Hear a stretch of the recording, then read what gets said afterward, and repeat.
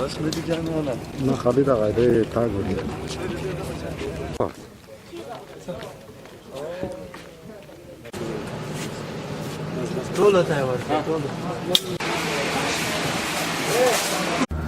بیا هم د پرونه راسې د مکمله شپه د خیمې او د نورې البسه او خوراکي مواد او د دوا او د اکمالاتو متشرک کړو د کابل نه چې د کومې چورلک تاسې وینئ د هم سره وغوښت له کندهار نه امیرالمؤمنین حفظه الله خپل ټیم راولېږو نن سهار هغه اوس ولاړ ساحې ته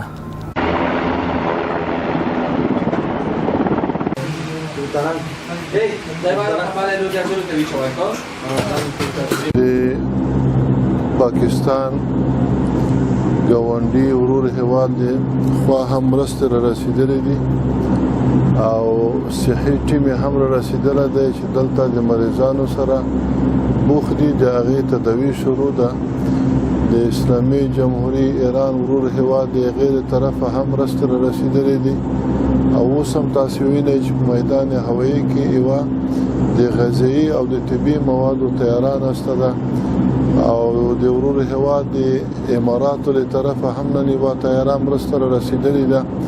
چې هغه هم دلته ټولو په خوست کې نشست کړی دی مرستې یې دلته کوزي کړي دي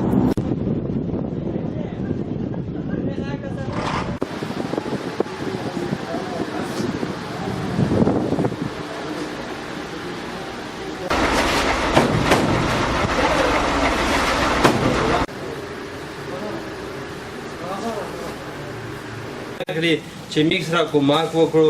چې موږ سره امداد وکړو مرسته ورسېږي د خارجیانو سره د بهر ملکونو سره دا خبره دی وکړو چې موږ ته تکلیف رسېدلی دی او موږ ګیرینه مکمل رنګ شوي دي یک یو شی رغ د موږ پته نه دی او هېڅ دغه سم ځکه ټاکي نه کړو ډاس کېږي بیا زلزله رسي انشاءالله خاکاني صاحب راغلی وایي په خپله ولده د موږ ځای نن خو چې نن زه دلته شتون لرم د خوست ولایت د میدان هوایي کې چې د هلیکوپټر د طیارو په سره زخمیان انتقال شوي دي د 15 په شمېر سره اوس سره رسېدلي دي زخمیان او هم اوس 2 چرلکې لړې دي نور زخمیان هم لري د دې دپاره موږ سره هم یو ګاونډي هېواد د پاکستان یو ټیم هم راغلی دی چې د زخمیانو درملنه هم دلته کیږي ان شاء الله الرحمن هغه زخمیان چې دلته درملنه نه کیږي هغه موږ انتقالوو خپل خوست ولایتي تخصصي روغتون ته چې ولته د اکسرې هغه وشي